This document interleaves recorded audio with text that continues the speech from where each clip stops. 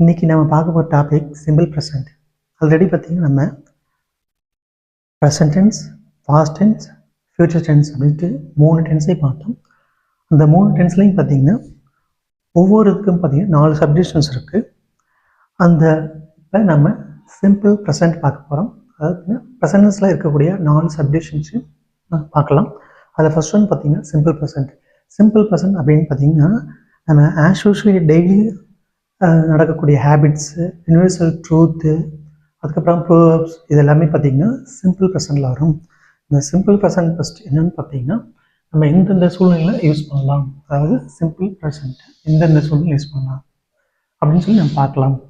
When we use அப்படிங்கிறப்ப habit அப்படிங்கிறது நம்ம பழக்க வழக்கம் அப்படின்னு சொல்லுவோம். அதாவது நம்ம ரெகுலராக ஒரு ஹேபிட்டை கண்டினியூ பண்ணிகிட்டே இருப்போம். அந்த மாதிரி கண்டினியூ பண்ணுற ஹேபிட்ஸ் எல்லாமே பார்த்திங்கன்னா சிம்பிள் ப்ரெசன்ட் டென்ஸை சொல்லுவோம்.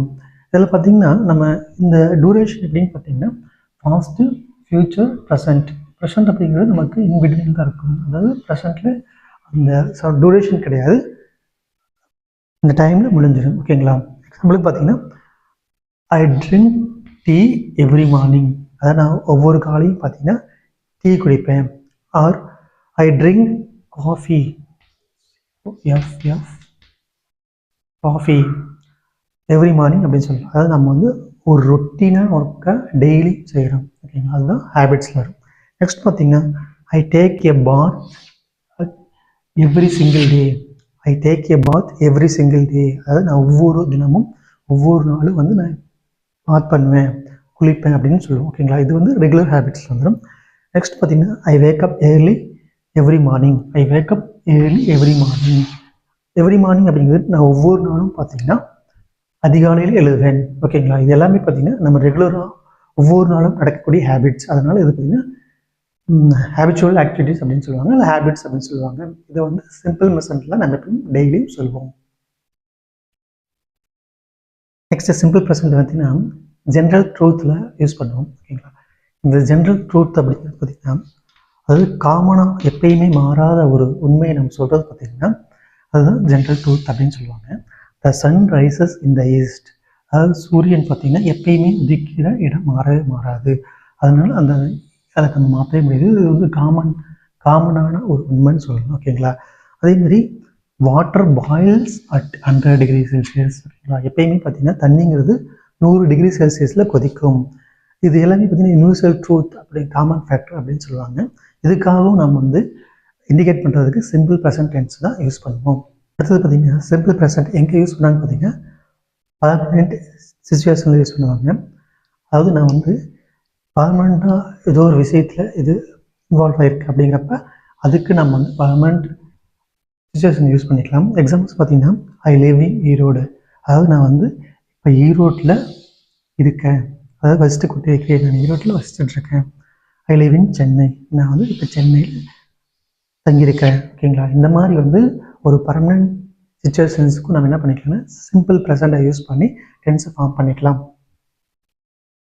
இப்போ சிம்பிள் ப்ரெசன்ட் பார்த்திங்கன்னா first one habitual actions, second one general truth, மூணாவது பார்த்திங்கன்னா பர்மனெண்ட் சிச்சுவேஷன். ஓகேங்களா? இந்த மாதிரி 3 சூழ்நிலைகளையும் நம்ம இதை யூஸ் பண்ணலாம்.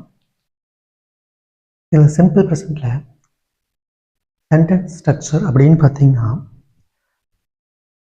பேசிக்காக 2 டைப்பாக பிடிப்போம். ஓகேங்களா? ஃபர்ஸ்ட் ஒன் பார்த்தீங்கன்னா ஐ, வி, யூ, தே அப்படின்ட்டு first person and second person அவங்கள இண்டிகேட் பண்ணுறப்ப என்னன்னு பார்த்தீங்கன்னா சப்ஜெக்ட் ப்ளஸ் வேர்ப் அப்படின்னு வரும். இங்கே சப்ஜெக்ட் அப்படிங்கிறது எதெல்லாம் வருதுன்னு பார்த்தீங்கன்னா ஐ, வி, யூ, தே இது எல்லாமே சப்ஜெக்டாக வந்துடும். வெர்பு அப்படிங்கிறப்ப ஆக்ஷன்ஸ் வெர்பு வரும். ரன், சிங், வாக் இது எல்லாமே பார்த்திங்கன்னா இங்கே ஆக்ஷன்ஸ் வெர்பில் வரும். இப்போ பேஸ் ஃபார்ம் அப்படிங்கிறது பார்த்திங்கன்னா வெர்பை நம்ம 3 டைப்பை பார்க்க போகிறோம். அதாவது present tense, past tense, future tense அப்படின்னு சொல்லிட்டு 3 ஃபார்மேட்டில் பார்க்குறப்ப அதில் நமக்கு பேஸ் ஃபார்மு எது நமக்கு இப்போ எக்ஸாம்பிள் பார்த்திங்கன்னா வாக்குடு அப்படின்னு சொல்லுவாங்க. இப்போ பேஸ் ஃபார்ம்னு பார்த்திங்கன்னா வாக்கு தான் பேஸ் ஃபார்ம் அப்படின்னு சொல்லுவாங்க. ஓகேங்களா? அப்போ அந்த பேஸ் ஃபார்ம் வாக்கை யூஸ் பண்ணி தான் நம்ம சென்டென்ஸ் இங்கே ஃபார்ம் பண்ண போகிறோம். ஓகேங்களா? இப்போ என்னென்னா இது ஃபஸ்ட்டு ஐ ப்ளே, இங்கே ஐங்கிறது வந்து பார்த்திங்கன்னா சப்ஜெக்ட்டு, ப்ளேங்கிறது பேஸ் ஃபார்ம். ஐ சிங்கு, ஐ சிங்குங்கிறது ஐ வந்து சப்ஜெக்ட்டு, சிங்குங்கிறது பேஸ் ஃபார்ம். ஐ ரன்னுங்கிறது ஐ வந்து இங்கே பார்த்திங்கன்னா சப்ஜெக்ட்டு, ரன்னுங்கிறது பேஸ் ஃபார்ம் அப்படின்னு சொல்லுவாங்க. ஓகே, நெக்ஸ்ட் அடுத்தது பார்த்திங்கன்னா இது அப்படியே தேர்ட் பர்சனுக்கு போகிறப்ப இது அப்படியே சேஞ்ச் ஆகும். எப்படி சேஞ்ச் ஆகும்னு பார்த்தீங்கன்னா, இப்போ தேர்ட் பர்சன் அப்படிங்கிறப்ப ஹீ, சி, இட் இது எல்லாமே பார்த்தீங்கன்னா தேர்ட் பர்சன் சிங்குலர் அப்படின்னு சொல்லுவாங்க.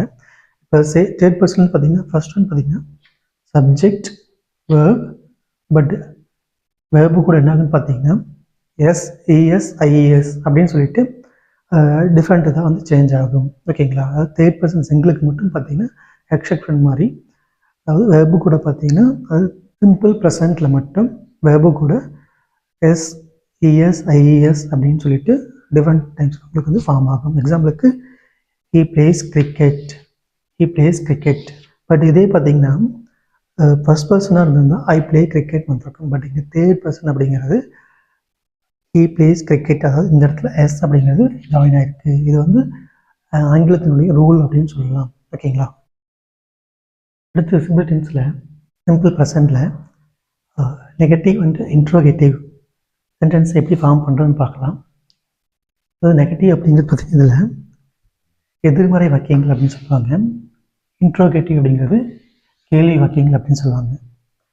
இப்போ எதிர்மறை வாக்கியங்கள் அப்படின்னு பார்க்குறீங்கன்னா எல்லாத்துக்கும் வந்து நம்ம இப்போ நாட் அப்படின்னு சொல்லிட்டு ஆட் பண்ணால் அது எல்லாமே பார்த்தீங்கன்னா எதிர்மறை வாக்கியங்கள் ஆகிடும்.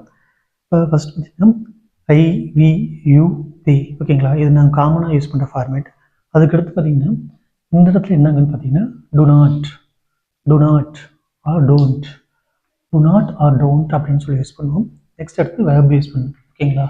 அதாவது ஐ, வி, யூ, தி அப்படிங்கிற நம்ம ஃபார்ம் யூஸ் பண்ணுறப்ப என்னங்கன்னு பார்த்தீங்கன்னா do not or don't plus verb use பண்ணுவோம். ஓகேங்களா?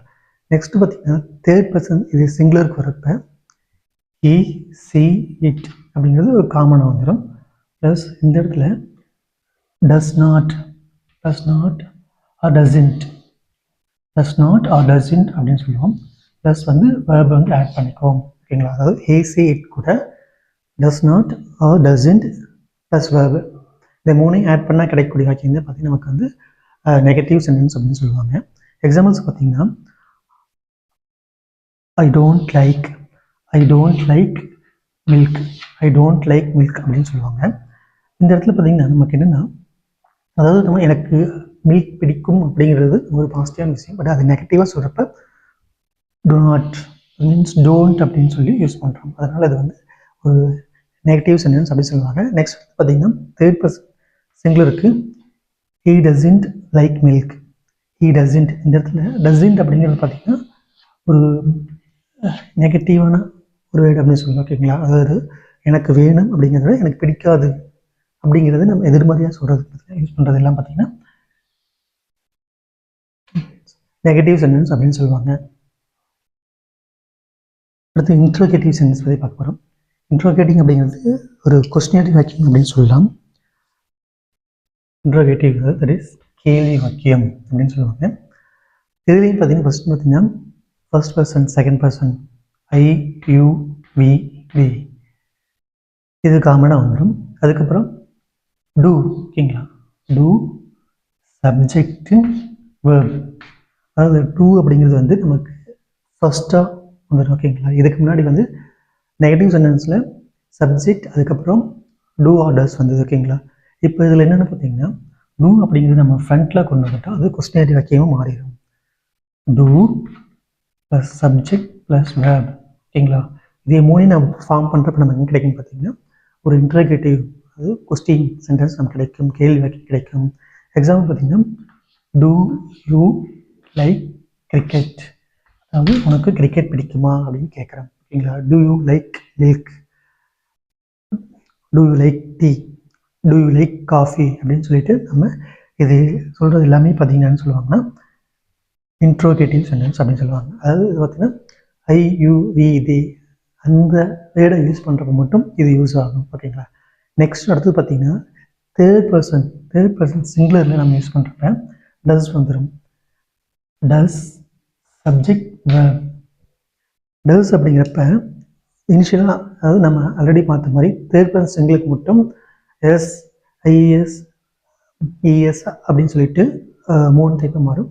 பட் இந்த இடத்துல நமக்கு வந்து டஸ் அப்படிங்கிறது ஃப்ரண்ட்டில் ஏற்கனவே ஃபார்ம் ஆகிடும். ஓகேங்களா. நெக்ஸ்ட் சப்ஜெக்ட், அடுத்து வேறு எக்ஸாம்பிள் பார்த்தீங்கன்னா டஸ் கீ ப்ளே கிரிக்கெட். டஸ் கீ ப்ளே கிரிக்கெட் அப்படின்னு பார்த்தீங்கன்னா அவன் கிரிக்கெட் விளையாடுவான். டஸ் கீ ப்ளே கிரிக்கெட் அப்படிங்கிறது அவன் கிரிக்கெட் விளையாடுவான் அப்படின்னு நம்ம கொஸ்டின் ரைஸ் பண்ணுறோம். ஓகேங்களா. இப்போ நம்ம வந்து எதுக்குன்னா நெகட்டிவ் சென்டென்ஸுக்கும் யூஸ் பண்ணுறோம் சிம்பிள் ப்ரெசென்ட்டு, இன்ட்ரோகேட்டிவ் சென்டென்ஸுக்கும் யூஸ் பண்ணுறோம். லாஸ்ட்டாக பார்த்தீங்கன்னா சிம்பிள் ப்ரெசென்ட் அப்படிங்கிறது எங்கெங்கே யூஸ் பண்ணலாம் அப்படின்ட்டு ஒரு கன்சால்டேட்டடாக பார்க்க போகிறோம். ஃபர்ஸ்ட் வந்து பார்த்தீங்கன்னா அஃபர்மேட்டிவ். அஃபர்மேட்டிவ் அப்படிங்கிறது பார்த்தீங்கன்னா உடன்பாட்டு வாக்கியம் அப்படின்னு சொல்லுவாங்க. இதில் பார்த்தீங்கன்னா ஐ, யூ, வி, தே அதெல்லாம் பார்த்தீங்கன்னா subject plus verb, subject plus verb அப்படிம்பாங்க. எக்ஸாம்பிள் நான் சொன்ன மாதிரி ஐ வாக், ஐ ரன். ஓகேங்களா. இது ரெண்டு யூஸ் பண்ணுறது தான் பார்த்தீங்கன்னா அஃபர்மேட்டிவ் அப்படின்னு சொல்கிறது. ஈஸி இட் வர்றப்ப நமக்கு என்ன யூஸ் பண்ணுவோம் பார்த்தீங்கன்னா ஈஸி இட் தேர்ட் பர்சன் சிங்கிள் வரப்போ subject plus S, ES, IS அப்படின்னு வரும். சி பிளேஸ், ஹி வாக்ஸ் அப்படின்னு சொல்லிட்டு நம்ம சென்டென்ஸ் ஃபார்மேட் பண்ணுவோம். நெக்ஸ்ட் அடுத்து பார்த்தீங்கன்னா நெகட்டிவ். நெகட்டிவ் அப்படின்னு பார்த்தீங்கன்னா எதிர்மறை வாக்கியங்கள். எதிர்மறை வாக்கியத்தில் ஃபர்ஸ்ட் பர்சன் செகண்ட் பர்சனுக்கு எல்லாமே பார்த்தீங்கன்னா காமனாக S subject plus do not or don't plus verb அப்படின்னு சொல்லிட்டு வரோம். நெக்ஸ்ட் பார்த்தீங்கன்னா ஹீ, சி, இட் தேர்ட் பர்சனுக்கு எல்லாமே பார்த்தீங்கன்னா ஹீ, சி, இட் மூணுக்கும் பார்த்தீங்கன்னா சப்ஜெக்ட் ப்ளஸ் டசன்ட் வெர்ப் இது ஃபார்ம் ஆகி வரும். ஓகேங்களா. நெக்ஸ்ட் அடுத்தது பார்த்தீங்கன்னா இன்ட்ரோகேட்டிவ். இன்ட்ரோகேட்டிவ் பார்த்தீங்கன்னா நம்ம ஐ, யூ, வி, தே அப்படிங்கிற ஃபர்ஸ்ட் அண்ட் செகண்ட் பர்சனுக்கு எல்லாமே பார்த்தீங்கன்னா டூ சப்ஜெக்ட் வெர்ப் அதை யூஸ் பண்ணி கொஸ்டின் ரைஸ் பண்ணுவோம். நெக்ஸ்ட் பார்த்தீங்கன்னா he, C, it third person வரப்போ எல்லாமே பார்த்தீங்கன்னா டஸ் சப்ஜெக்ட் வெர்ப் அப்படின்னு சொல்லிட்டு அதை யூஸ் பண்ணி நம்ம வந்து ஒரு சென்டென்ஸ் ஃபார்ம் பண்ணுவோம். இப்போ நம்ம என்ன கம்ப்ளீட்டாக சிம்பிள் ப்ரெசென்ட்னா என்ன, சிம்பிள் ப்ரெசென்ட் எங்கெங்கே யூஸ் பண்ணுறோம், எந்த மாதிரி டென்ஸுக்கெலாம் யூஸ் பண்ணலாம், அதை பேஸ் பண்ணி எந்த மாதிரி சென்டென்ஸ் ஃபார்மேட் பண்ணலாம் அப்படின்னு சொல்லிட்டு நம்ம எல்லாமே கம்ப்ளீட்டாக பார்த்துருக்கோம்.